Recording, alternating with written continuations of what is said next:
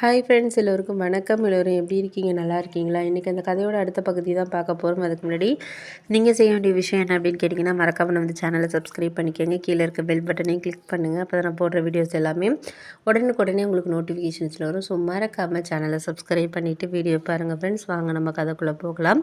அதுக்கப்புறம் நான் யோசித்த விஷயம் என்ன அப்படின்னு கேட்டிங்கன்னா, சரி நம்ம இதுக்கு மேலே நம்ம எதையுமே யோசிச்சுக்கிட்டு இருந்தோம்னா நம்மளால் எதுவுமே பண்ண முடியாது. அதனால நம்ம ஏதாச்சும் நம்ம யோசிச்சு பண்ணுவோம் அப்படின்னு சொல்லிட்டு நான் நினச்சேன். அதுக்கப்புறம் சரி அடகு வச்சுருவோம். ஆனால் என் ஹஸ்பண்டுக்கிட்ட சொல்கிறதுக்கு எனக்கு கொஞ்சம் பயமாக இருந்துச்சு. ஏன் அப்படின்னா, அவர் நகையெல்லாம் அடகு வச்சுட்டு நீ இதில் இது பண்ணணுமா அப்படின்னு சொல்லிட்டு யோசிப்பார் அப்படின்னு சொல்லிட்டு அவர்கிட்ட நான் சொல்லவே இல்லை. சொல்லாமே என்னோட அக்கௌண்ட்லேயே கொண்ட பேங்கில் 15,000க்கு அடகு வச்சுட்டேன். அடகு வச்சுட்டு அந்த லேப்டாப்பையும் அவள்கிட்ட சொல்லி 2 நாள்லேயே வாங்கிட்டேன். என் ஹஸ்பண்ட் கேட்டார்.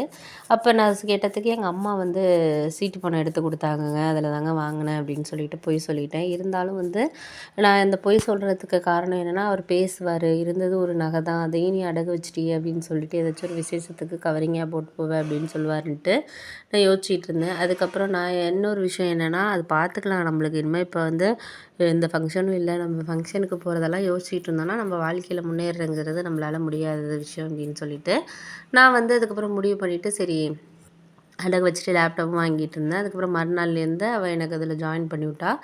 ஒரு நாளைக்கு 300 அந்த மாதிரி கிட்ட எனக்கு அந்த டைப்பிங் ஒர்க் பண்ணி கொடுத்தேன். ஒரு 30 நாளில் கிட்டத்தட்ட ஒரு 9,500 பணம் வந்துச்சு. எனக்கு கொஞ்சம் ஹாப்பியாக இருந்துச்சு. அதை வாங்கி அப்படியே வச்சுட்டு பேங்க்கில் எதுவுமே நான் செலவு பண்ணலை. என் ஹஸ்பண்டோட வருமானத்துலேயே தான் போயிட்டுருந்துச்சு. கொஞ்சம் கொஞ்சம் அவரோட வருமானத்துலேயும் ஒரு 1000 2000 அப்படி கொஞ்சம் மிச்சம் பண்ணி அவர் பார்க்குற வேலையில் ரொம்பலாம் மிச்சம் பண்ண முடியாது. நம்மளுக்கு வாடகை 5000 போயிடும். அதுக்கப்புறம் சீட்டு பணம் 5000 போயிடும். மீதி வீட்டு செலவு இதெல்லாம் போக ஒரு 2000 3000 அந்த மாதிரி என்னால் முடிஞ்ச அளவு ரொம்ப கஷ்டப்பட்டு ஒரு ரூ. 3000 ஒரு மாதம் மிச்சம் பண்ணேன். கிட்டத்தட்ட என்கிட்ட 13,000 இருந்துச்சு. அதுக்கப்புறம் எங்கள் அம்மாக்கிட்டேருந்து ஒரு 2000 மட்டும் வாங்கி அந்த தோட நான் திருப்பிட்டேன் ஒரே மாதத்துலேயே.